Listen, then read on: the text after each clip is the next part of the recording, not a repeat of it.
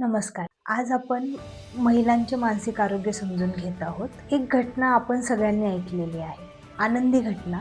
आपल्या घरात किंवा आपल्या मित्रपरिवारामध्ये किंवा आजूबाजूला कुणाच्या तरी घरी नवीन बाळ जन्माला आलेलं आपण ऐकलंय. तर नवीन बाळ जन्माला येणं ही जशी सगळ्यांसाठी सुखद घटना आहे, तशी त्या आईसाठीही सुखद आहे. पण तो सुखाचा क्षण येण्यासाठी तिला कितीतरी कष्टाच्या पायऱ्या चढून तिथपर्यंत पोहोचावं लागतं. तर आज आपण डिस्कस करणार आहोत प्रेग्नन्सी आणि डिलिव्हरीच्या संबंधित काय मानसिक समस्या असू शकतात. आता आपण आधी गर्भधारणेच्या 9 महिन्यांमध्ये काय काय समस्या येऊ शकतात ते बघूया. तर सगळ्यात पहिले जे आईला जाणवू शकतं ते आहे इमोशनल ओव्हरलोडिंग. इमोशनल ओव्हरलोडिंग म्हणजे काय? तर कुठली एक छोटीशी जरी गोष्ट झाली तरी ती आईला खूप जास्त मोठी वाटणं, खूप जास्त रडायला येणं किंवा एखाद्या गोष्टीवरती खूप जास्त आनंदी होणं. कदाचित हे बघणाऱ्याला खूप जास्त ड्रॅमॅटिक वाटू शकतं. पण हे का होत आहे? तर या काळामध्ये आईच्या बॉडीमध्ये इस्ट्रोजन नावाचा जो हार्मोन आहे तो जवळपास 1000 पटीने वाढत आहे. आणि या इस्ट्रोजन काय करतो? तर आईचं जे काही नर्वस सिस्टीम आहे ती अलर्ट बनवतो.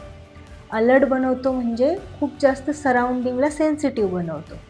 म्हणजे sensitive to light, sensitive to sound.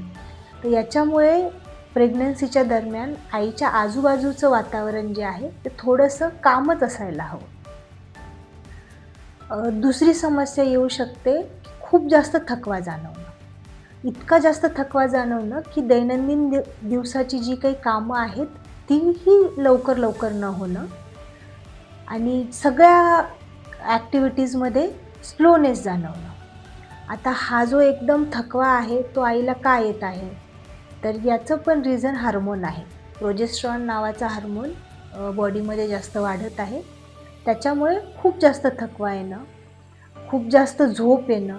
तर अशा वेळेस आईने थोडंसं काम बाजूला ठेवून स्वतःच्या आरामाला प्राधान्य दिलं पाहिजे. तिसरी समस्या जी प्रेग्नन्सीच्या कालावधीमध्ये येऊ शकते ती म्हणजे खूप जास्त रडायला येणं आणि एकदम सहजच रडायला येणं. तर आता हे का होतं आहे?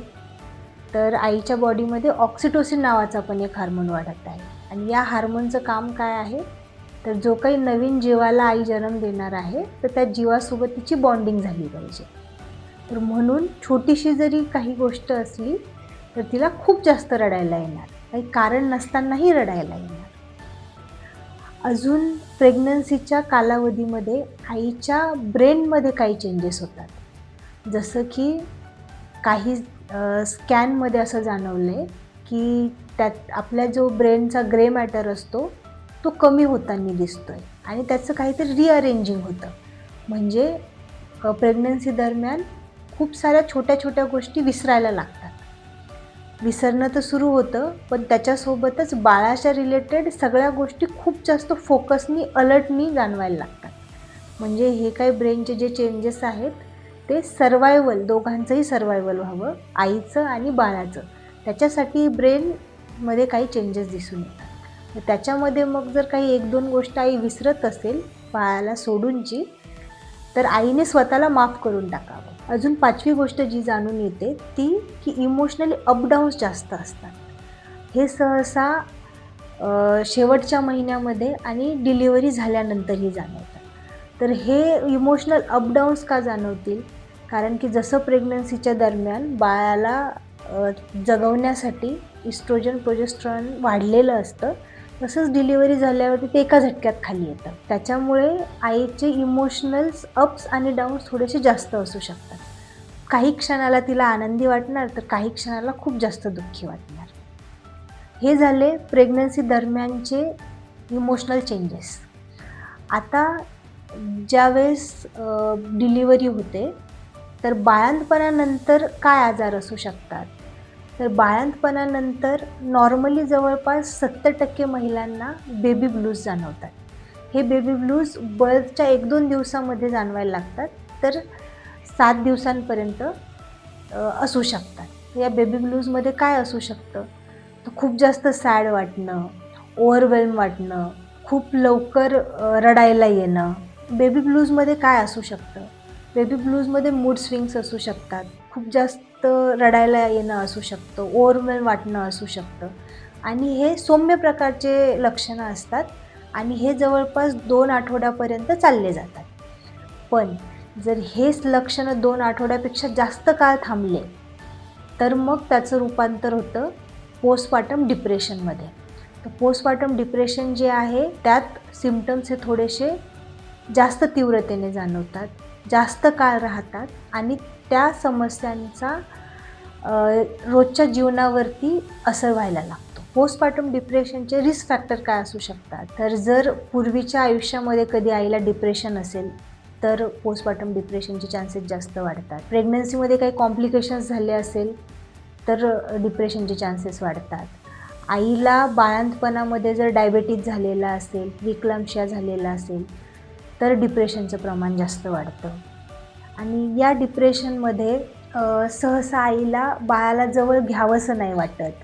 कितीही जीव असला बाळामध्ये, तरीही तिला नाराजी आतमधून जाणवते आणि ही नाराजी काही काळापुरती नसते, तर ही दिवसभरामध्ये कुठल्याही ॲक्टिव्हिटीमध्ये जाणवते. म्हणजे काही आनंदाची गोष्ट जरी झाली, तरी तिला आनंदी वाटणार नाही. बाळाबद्दल बाळाबद्दल निगेटिव्ह विचार यायला लागतात. असं वाटायला लागतं बाळ किंवा ती जर तिथे नसली, तर गोष्टी खूप जास्त सोप्या होऊन गेल्या असत्या. आता हे सगळं का होत असेल?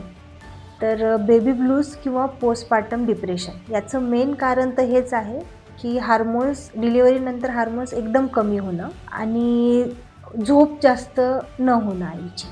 कारण की बाळ जागी असल्यामुळे आईलाही पूर्ण वेळ झोपायला वेळ मिळत नाही. तर स्लीप डिप्रायव्हेशन आणि हार्मोनल इम्बॅलन्स या 2 कारणांमुळे बेबी ब्लूज किंवा पोस्टपार्टम डिप्रेशन दिसून येतं. आता जर पोस्टपार्टम डिप्रेशन जे आहे याच्यावरती औषध उपचार घेणं गरजेचं आहे. यावेळेला सायकियाट्रिस्टला दाखवणं खूप महत्त्वाचं आहे. जर पोस्टपार्टम डिप्रेशनवरती जर ट्रीटमेंट नाही घेतली, तर याचं रूपांतर पोस्टपार्टम सायकोसिसमध्ये होऊ शकतं. आणि पोस्टपार्टम सायकोसिस जो आहे, ती एक मेडिकल इमर्जन्सी आहे. त्याच्यामध्ये आई स्वतःलाही काही करून घेऊ शकते किंवा बाळालाही काही करू शकते. त्याच्यामध्ये तिला भास व्हायला लागतात, तिला संशय यायला लागतो, कुणीतरी माझ्या बाळाला काहीतरी करत आहे ना. तिला भास जेव्हा होतो त्यावेळेस तिच्या कानामध्ये काहीतरी आवाज बोलू लागतात, जे की बाकी कुणाला ऐकायला येत नाही. खूप जास्त राग येणं, खूप जास्त चिडचिड करणं किंवा एकदम जास्त बडबड सुरू होणे आणि मध्येच काही वेळासाठी ती नॉर्मलही होणे. तर असे थोडेसे मिक्स सिम्प्टम्स दिसायला लागतात. या पोस्टपार्टम सायकोसिसचे रिस्क फॅक्टर काय आहे? जर आधी कधी आईला सायकोसिस असला किंवा आधी कधी तिला बायपोलर डिसऑर्डर असला, कधी मूड सिम्प्टम्स जास्त असले, तर पोस्टपार्टम सायकोसिसचे चान्सेस जास्त वाढतात. पोस्टपार्टम सायकोसिसवरतीही ॲडमिट करून ट्रीटमेंट करावी लागते. तर त्याच्यामुळे पोस्टपार्टम सायकोसिसपर्यंत कुठलीही आई पोहोचू नये, त्याच्यासाठी जे नॉर्मल सौम्य स्वरूपातले लक्षणं आहेत, त्यांना पकडणं जास्त गरजेचं आहे. धन्यवाद.